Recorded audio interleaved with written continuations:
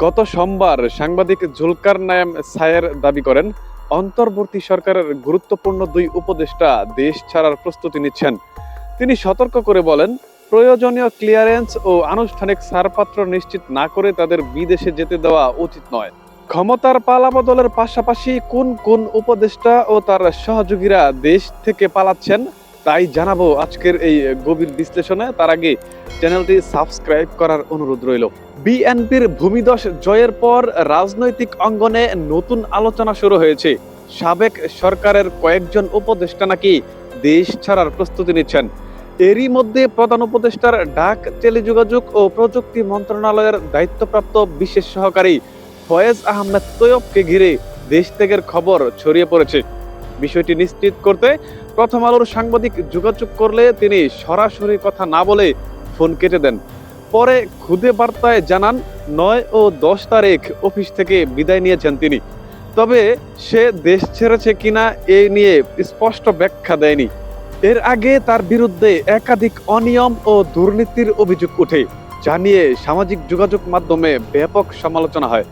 যদিও তিনি বারবার নিজেকে নির্দোষ দাবি করেছেন, কিন্তু বিএনপি শপথ নেওয়ার আগ মুহূর্তে তার হঠাৎ বিদেশ যাত্রা প্রশ্নের জন্ম দিয়েছে।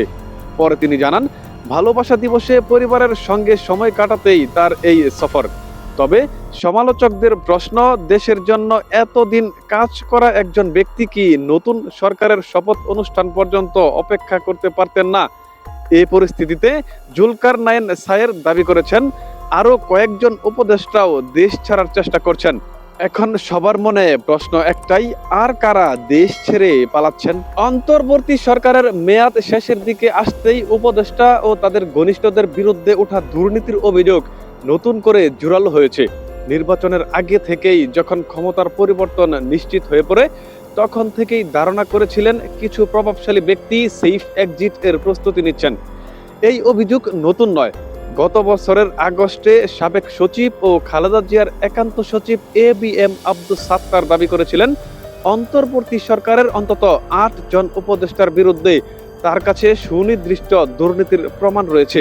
সে সময় রাজনৈতিক অঙ্গনে ব্যাপক আলোচনা হলেও সরকারিভাবে বিষয়টি তেমন গুরুত্ব পায়নি। কিন্তু এখন ক্ষমতার পালাবদলের পর সেই ৮ উপদেষ্টার নাম প্রকাশের দাবি আরো জোরালো হয়েছে। বিশ্লেষকদের ধারণা, যাদের বিরুদ্ধে অভিযোগের তালিকা রয়েছে তাদের মধ্যে থেকে কেউ কেউ দেশ ছাড়ার চেষ্টা করছেন। দুর্নীতির অভিযোগ শুধু জ্যেষ্ঠ উপদেষ্টাদের দিকেই নয়, বরং সরকারের ভেতরে থাকা প্রভাবশালী তরুণ মুখগুলোর দিকেও সমানভাবে চোখ রাঙাচ্ছে। গত ডিসেম্বরে যুব অধিকার পরিষদের সভাপতি মঞ্জুরুল মুর্শেদ মামুন এক বিস্ফোরক অভিযোগ সামনে আনেন। তার দাবি, উপদেষ্টা মাহফুজ আলমের ঘনিষ্ঠ PS ও APS দীর্ঘদিন ধরে ক্ষমতার অপব্যবহার করে নানা অনিয়ম ও দুর্নীতির মাধ্যমে বিপুল সম্পদ অর্জন করেছে। প্রভাবশালী মহলের সঙ্গে সম্পৃক্ত এই অভিযোগ প্রকাশ্যে আসার পর সরকার বিব্রত অবস্থায় পড়ে। যদিও বিষয়টি এখনো অভিযোগের পর্যায়ে রয়েছে, তবে সচেতন মহল এর স্বচ্ছ তদন্ত ও সততা যাচাইয়ের দাবি তুলেছে। ইউনূস সরকারের গত ১.৫ বছরের কার্যক্রম পর্যালোচনা করলে দেখা যায়, একাধিক মন্ত্রণালয়ে, বিশেষত স্থানীয় সরকার, ক্রিয়া ও তথ্য প্রযুক্তি খাতে অনিয়ম ও দুর্বল ব্যবস্থাপনার অভিযোগ উঠেছে। BBC বাংলা সহ বিভিন্ন গণমাধ্যম বিভিন্ন সময়ে উপদেষ্টাদের বিরুদ্ধে আনা অভিযোগ নিয়ে প্রতিবেদন প্রকাশ করেছে। সংস্কারের আড়ালে টেন্ডার ও নিয়োগ প্রক্রিয়ার অস্বচ্ছতা এবং অযৌক্তিক দীর্ঘসূত্রিকার অভিযোগও সামনে এসেছে। যদিও সংশ্লিষ্ট উপদেষ্টারা নিজেদের স্বচ্ছ দাবি করেন, তবুও তাদের কর্মকাণ্ডের পূর্ণাঙ্গ হিসাব প্রকাশে অনীহার কথাও আলোচনায় রয়েছে। বিশ্লেষকদের মতে, দেশ ত্যাগের পেছনে মূল কারণ হতে পারে আসন্ন অডিট ও সম্ভাব্য আইনি জটিলতার আশঙ্কা। নতুন সরকার দায়িত্ব নেওয়ার পর বিভিন্ন মন্ত্রণালয়ে নিরীক্ষা শুরু হওয়ার কথা, আর সেখানে বড় ধরনের আর্থিক অনিয়ম ধরা পড়লে সংশ্লিষ্টদের জবাবদিহিতায় পড়তে হতে পারে। ফয়েজ আহমেদ তৈয়ব নিজের প্রস্থানের ব্যাখ্যা ভিন্নভাবে দিলেও তার বিরুদ্ধে ICT খাতে ক্রয় ও প্রকল্প বাস্তবায়নে অস্বচ্ছতার অভিযোগ আগে থেকেই রয়েছে। ধারণা করা হচ্ছে, সরকার পরিবর্তনের পর তদন্তের মুখোমুখি হওয়ার আশঙ্কা থেকেই তিনি শপথের আগেই দেশ ছাড়েন।